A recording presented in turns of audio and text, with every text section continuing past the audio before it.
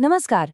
कभी आपने सोचा है कि कुछ कंपनियों को छोड़ना इतना मुश्किल क्यों लगता है, भले ही हमें पता हो कि कोई बेहतर ऑप्शन मौजूद है। आज हम इसी छिपी हुई ताकत के बारे में बात करेंगे, जिसे कहते हैं स्विचिंग कॉस्ट्स। ये वो अदृश्य दीवारें हैं जो कंपनियां हमारे चारों ओर बना देती है और जो उन्हें एक जबरदस्त, लगभग अजेय एडवांटेज देती हैं। तो इस कॉन्सेप्ट को समझने के लिए चलिए एक पहेली से शुरू करते हैं। ये एक ऐसा सवाल है जो हम सबकी रोजमर्रा की जिंदगी से जुड़ा हुआ है, और यकीन मानिए ये बड़ी बड़ी कंपनियों के मुनाफे के पीछे का सबसे बड़ा राज खोलता है। जरा एक पल के लिए सोचिए, आपने अपना बैंक आखिरी बार कब बदला था? अगर आप हाल फिलहाल में कहीं और शिफ्ट नहीं हुए हैं तो ज्यादातर लोगों का जवाब होगा, अरे बहुत बहुत समय पहले।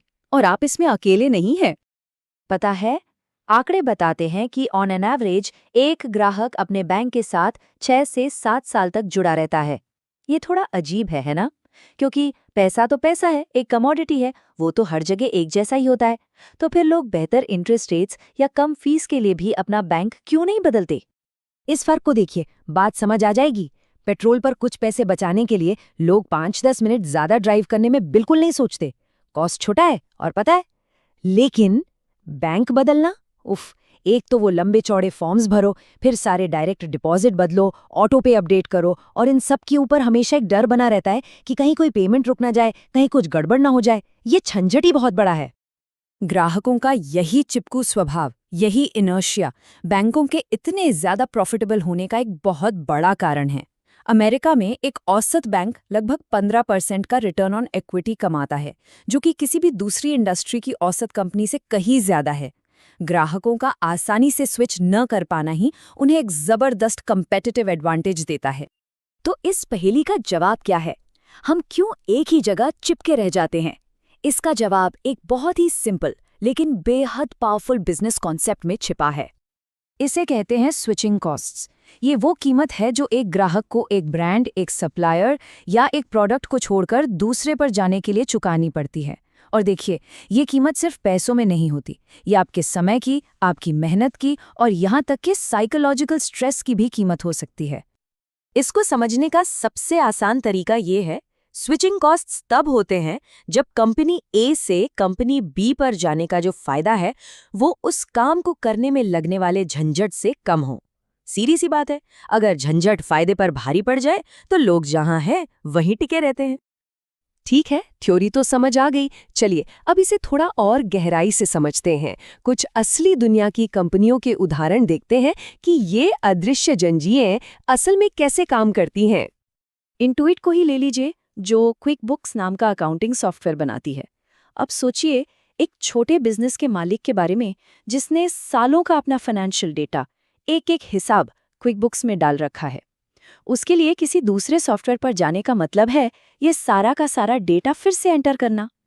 इसमें जो समय लगेगा और गलतियों का जो खतरा है वो इतना ज्यादा है कि स्विच करने का कोई भी फायदा छोटा लगने लगता है।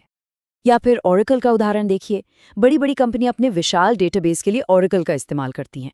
अब ये डेटाबेस कंपनी के बाकी सभी ऑपरेशंस के साथ इतने गहरे जुड़े होते हैं, इतने इंटीग्रेट हो चुके होते हैं कि इसे बदलना मतलब पूरे सिस्टम की नींव को हिला देना। ये बहुत महंगा, बहुत ज्यादा समय लेने वाला और बेहद जोखिम भरा काम है। और अब बात करते हैं प्रिसिजन कास्ट पार्ट्स की। ये कंपनी जेट इंजन और पावर प्लांट टरबाइन के लिए बहुत ही हाईटेक मेटल पार्ट्स बनाती है।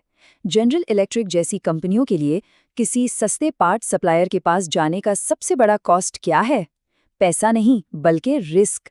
जरा सोचिए, अगर 30,000 फीट की ऊंचाई पर उड़ते हुए प्लेन का एक सस्ता पार्ट फेल हो जाए तो क्या होगा? ये जोखिम इतना बड़ा है, इतना भयानक है कि कोई स्विच करने के बारे में सोच भी नहीं सकता। तो अब आप पैटर्न देख रहे हैं। इसमें जो सबसे दिलचस्प बात है वो ये है कि ये कॉस्ट्स पैसों से कहीं बढ़कर हैं।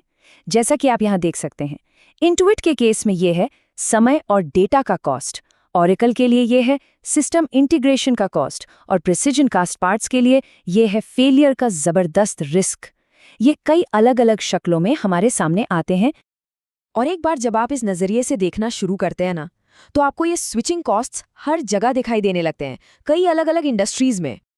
जैसे अडोबी और ऑटोडेस्क के सॉफ्टवेयर ये इतने कॉम्प्लेक्स हैं कि डिजाइनर्स और इंजीनियर्स को दोबारा ट्रेनिंग देने का खर्च बहुत ज्यादा है। या फिर प्रोपेन गैस डिस्ट्रीब्यूटर्स, जो लीज पर दिए गए टैंकों को बदलने में आने वाली परेशानी और फीस के कारण ग्राहकों को अपने साथ बनाए रखते हैं।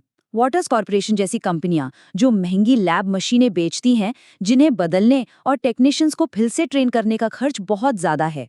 और यहाँ तक के एसिड मैनेजर्स, जहां लोग साइकोलॉजिकल तौर पर ये मानना ही नहीं चाहते कि उनका पिछला निवेश एक गलती थी। और हाँ, इसका एक उल्टा पहलू भी है जो इस कॉन्सेप्ट को और भी क्लियर कर देता है। ज्यादातर रिटेलर्स, रेस्टोरेंट्स और कंज्यूमर ब्रांड्स के लिए एक मजबूत टिकाऊ एडवांटेज बनाना इतना मुश्किल क्यों होता है? क्योंकि वहां स्विचिंग कॉस्ट्स या तो बहुत कम है या है ही नहीं। एक दुकान छोड़कर दूसरी में जाना हो या टूथपेस्ट का ब्रांड बदलना हो, इसमें कोई खास मेहनत नहीं लगती, राइट? तो चलिए अब इन सब बातों को समेटते हैं। इस सब से हम क्या सीख सकते हैं? द बॉटम लाइन क्या है? सबसे जरूरी बात इन 3 स्टेप्स में छिपी है। स्टेप 1, कंपनियां ग्राहकों का निकलना मुश्किल बनाकर अपने चारों ओर एक खाई यानी मोट्स बनाती हैं।